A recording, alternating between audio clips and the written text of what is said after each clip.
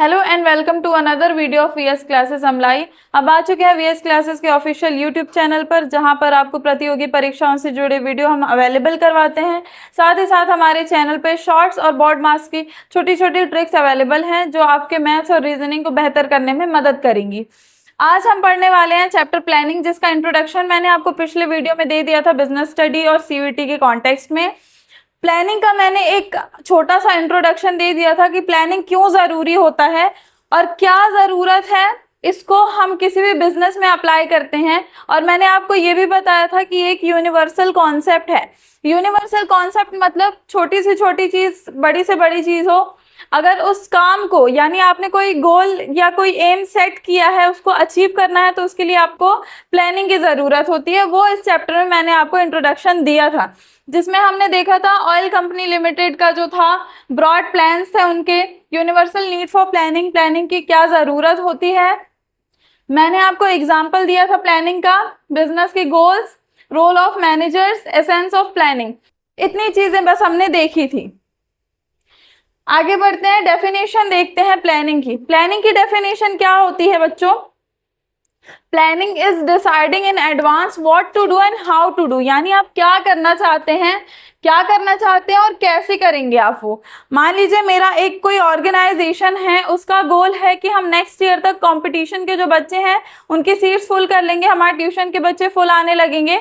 ये मेरा एक डिजायर्ड गोल है, तो ये तो मेरा फाइनल गोल है कि मुझे ये काम करना है, लेकिन उस काम को अचीव करने के लिए उसका जो प्री प्लानिंग होगा वो तो हमको करना पड़ेगा। हमको एडवर्टाइजमेंट करना पड़ेगा, बच्चों तक जा करके अपनी बात रखनी होगी, पेरेंट्स को एक्सप्लेन करना होगा, तो ये क्या, ये प्लानिंग में आता है। वैसे ही बिजनेस में भी अगर हमारा कोई फिक्स एम है टारगेट को अचीव करने के लिए, हम प्लानिंग करेंगे कि हमारे मैनेजर्स जो होंगे वो कैसे होने चाहिए, हमारी जो टीम है उनमें कौन लोग कितने एफिशिएंटली काम करेंगे, तो हमारा जो फिक्स टारगेट है वो अचीव हो पाएगा।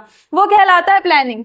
Planning is deciding what to do and how to do, यानी क्या करना है और कैसे करना है, ये फंडामेंटल मैनेजरियल फंक्शन होता है planning. Connection to creativity, connection to creativity क्यों लिखा है बच्चों यहाँ पे? क्योंकि क्या होता है, देखिए हम क्या करते हैं, क्रिएटिविटी अपने काम में लाते हैं अपने टारगेट को अचीव करने के लिए। हम अलग अलग तरीके सोचते हैं, नए नए तरीके सोचते हैं कि हम क्या करें जिससे हमारा जो टारगेट है वो कंप्लीट हो पाए। उसके लिए हम अपना क्रिएटिव माइंड दौड़ाते हैं और इसलिए इसको बोला जाता है connection to creativity. Involves formulating ideas for task requiring creativity and innovation. हम अपने आइडिया को क्या करते हैं, एक जीवित रूप देने के लिए क्रिएटिविटी का यूज करते हैं। Role of objectives, manager set objectives to define direction bridging the gap between current and desired states, यानी क्या बोल रहा है, मैनेजर जो है वो ऑब्जेक्टिव फिक्स करते हैं इसलिए ताकि जो हमारा ब्रिज गैप है वो कंप्लीट हो सके। कहाँ पे गैप आ रहा है, यानी करंट सिचुएशन में और डिजायर्ड स्टेट में। यानी डिजायर्ड स्टेट क्या होगा, जो आपका एम और टारगेट होगा वो डिजायर्ड स्टेट होगा, और करंट यानी अभी आप जो प्लान को इम्प्लीमेंट करने वाले हैं वो आपका आएगा करंट सिचुएशन में। Decision making, planning requires choosing from alternative courses of action to achieve objective, यानी जो आप योजना बनाएंगे अपने एम को अचीव करने के लिए, वहां पे आपको डिसीजन मेकिंग करनी होगी एंड तक जाने के लिए। ठीक है, ये आपका एक छोटा सा डेफिनेशन था और उसमें क्या फंक्शन आएंगे वो चीजें थी। आगे बढ़ते हैं, purpose and process involve setting objectives, developing action plans and providing a rational approach to achieve goals. ठीक है, यानी हम क्या कर रहे हैं यहाँ पे, ऑब्जेक्टिव सेट कर रहे हैं, एक्शन प्लान कर रहे हैं कि क्या कैसे हम एक्शन करना शुरू कर देंगे, जो हमारा प्लान है उसको कैसे इम्प्लीमेंट करना शुरू कर देंगे अचीव गोल करने के लिए, यानी गोल अचीव करने के लिए। Organisational alignment, objectives guide all managerial decisions aligning members towards common goal for performance measurement, यानी जो भी हमारा ऑर्गेनाइजेशन है और ऑर्गेनाइजेशन के मेंबर्स हैं उनको क्या करना है, एक जगह पे common goal for performance measurement, यानी एक कॉमन गोल पे जाना है सबको और एक ही टारगेट को अचीव करने के लिए सारे लोग को काम करना होगा। Focus on ends and means, यानी planning addresses both what to achieve and how to achieve. ये पहले पॉइंट में भी आपको बताया होगा कि हमारा फोकस एंड्स पे रहता है और मीन्स पे रहता है, यानी ऑब्जेक्टिव और एक्शन पे रहता है। ऑब्जेक्टिव वो कि आपको कैसे करना है, और एक्शन प्लान मतलब कैसे करना है, ठीक है। Time consideration, plans must account for time as limited resource as, यानी जितने हमारे रिसोर्सेज हैं उनके लिमिटेड ही टाइम भी हमारा होना चाहिए। As changing condition can render plans obsolete. यहाँ पे ये बोल रहा है टाइम भी एक्सटेंड नहीं होना चाहिए, और हमको टाइम के साथ साथ रिसोर्सेज, जो संसाधन अवेलेबल हैं टारगेट अचीव करने में जो काम करेंगे, उनको भी ध्यान देना है। Planning is setting objectives for specific period, यानी प्लानिंग क्या होता है? प्लानिंग वो होता है जब आप एक स्पेसिफिक पीरियड के लिए कोई ऑब्जेक्टिव फिक्स करते हैं, यानी क्या कर रहे हैं आप, यहाँ पे लिमिटेड टाइम भी होगा और एक फिक्स टारगेट भी होगा, वो दोनों चीजें साथ में चलेंगी। Formulating various courses of action, यहाँ पे अलग अलग क्या करेंगे आप, एक्शन प्लान्स बनाएंगे, प्लान बनाएंगे यहाँ पे। And selecting the best alternative of achieve them, यानी क्या कर रहे हैं आप, यहाँ पे ऑब्जेक्टिव तो तय कर रहे हैं स्पेसिफिक पीरियड के लिए, साथ ही साथ कैसे करेंगे वो फिक्स कर रहे हैं, और जितने आइडियाज हैं आपके उस टारगेट को अचीव करने के लिए उनमें से बेस्ट पिक कर रहे हैं, बेस्ट आइडिया पिक कर रहे हैं, बेस्ट लोग पिक कर रहे हैं, बेस्ट टीम पिक कर रहे हैं, वो कहलाएगी प्लानिंग। तो इतनी पिछली चीजें आपको समझ में आ गई होंगी। अब इम्पोर्टेंस ऑफ प्लानिंग समझते हैं। प्लानिंग की क्या जरूरत है? जब कोई भी चीज आपके दिमाग में ही नहीं आएगी, आप कोई चीजें सोचेंगे ही नहीं, तो आप इम्प्लीमेंट कैसे करेंगे, टारगेट अचीव कैसे करेंगे? तो प्लानिंग में सबसे पहले तो आपके पास एक टारगेट होना चाहिए, उसको कैसे करना है वो होना चाहिए। तो प्लानिंग बहुत ज्यादा नेसेसरी है, ठीक है। अब उसका इंपॉर्टेंस देखते हैं। पहला है प्लानिंग प्रोवाइड्स डायरेक्शन। प्लानिंग क्या करती है, आपने टारगेट फिक्स कर लिया तो आपको रास्ता दिखाएगी कि कैसे वो टारगेट अचीव करना है। Planning specifies how work should be done, यानी काम कैसे होगा। Offering clear direction for action, यानी काम करने के लिए एक साफ सुथरा रास्ता, सटीक रास्ता आपको बताएगा कि कैसे करना है, ठीक है। यानी डायरेक्शन क्लियर कर रहा है प्लानिंग। Clearly stated goals और objectives give guide what action take and it in which direction, यानी आपको कौन से डायरेक्शन में और कैसे जाना है वो आपको प्लानिंग प्रोवाइड करेगा, ठीक है। Well defined goal help employees understand organisational objective and their roles in achieving them, ठीक है। वेल डिफाइंड जो गोल होते हैं वो एम्प्लॉय को क्या करते हैं, अंडरस्टैंड करने में मदद करते हैं, जो ऑर्गेनाइजेशन के गोल्स हैं उनको। Planning enables departments and individual to work in a sync towards common goal।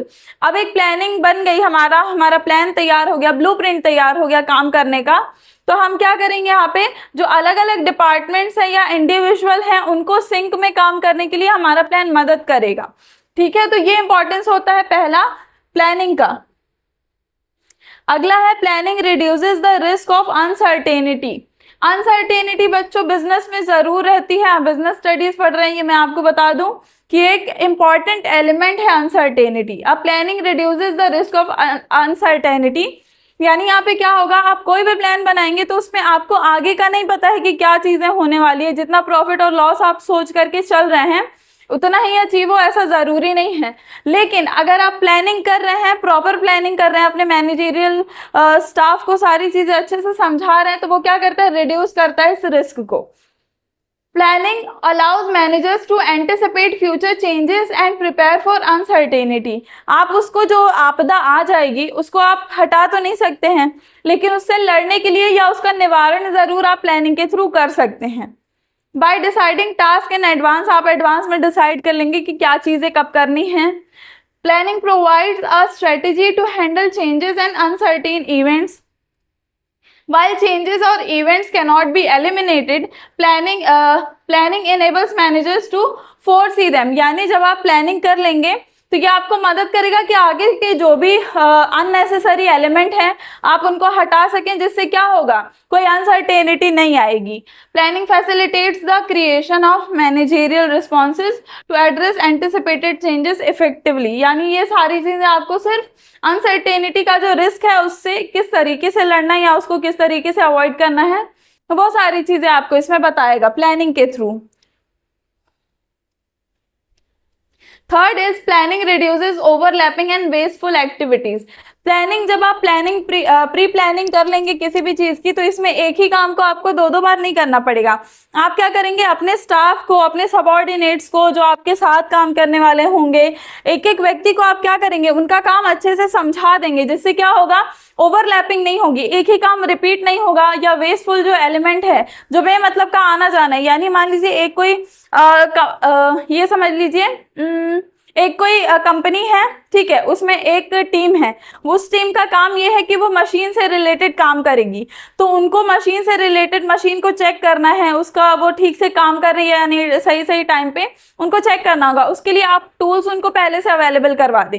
अब यहाँ पे क्या होगा, मान लीजिए आप टूल्स अलग अलग रख देते हैं, अलग जगह पे है वो काम करने वाला बंदा, कहीं और बैठा हुआ है, तो वो जो आने जाने का जो हैसल है वो तो कम हो जाएगा। आप जब उन दोनों को साथ में रख देंगे तो ये वेस्टफुल जो टाइम होगा वो कम हो जाएगा। आप क्या करें, टास्क शुरू होने से पहले ही आप सारी मशीनरी का चेकअप करवा लें, तो वो क्या होगा, बीच में मशीनें खराब नहीं होंगी, उससे वो जो वेस्टफुल एलिमेंट था वो नहीं होगा। तो ये क्या करता है, प्लानिंग जो है, जब आप प्लानिंग कर लेंगे कि पहले से हम सारे रिसोर्सेज चेक करेंगे, तो वो क्या करेगा, वेस्टफुल टाइम को हटा देगा, ओवरलैपिंग हटा देगा, जब आप सारे एम्प्लॉयज को काम समझा देंगे। Planning coordinates activities across divisions, departments and individual, minimising duplication, helps avoid useless and redundant activities, ensuring efficient use of resources। यानी प्लानिंग क्या करेगा, जो यूजलेस काम था उसको हटा देगा और सारे रिसोर्सेज का एफिशिएंटली यूज करना उसको समझा देगा। Provides clarity in thought, clarity आएगी आपके थॉट में और जो भी मेंबर्स हैं उनके में भी, ठीक है। Enables smooth work flow without interruption, यानी इंटरप्शन नहीं आएगा और जो भी काम है वो बेहतर तरीके से चलते जाएगा।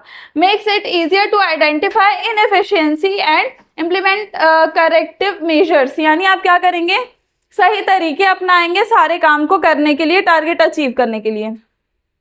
Fourth is planning promotes innovative ideas. ये आपको स्टार्टिंग के इंट्रोडक्शन में मैंने बताया था कि जब आप किसी भी चीज की प्लानिंग करेंगे तो वहां पे क्रिएटिविटी को लाना पड़ेगा काम को इम्प्लीमेंट करते वक्त।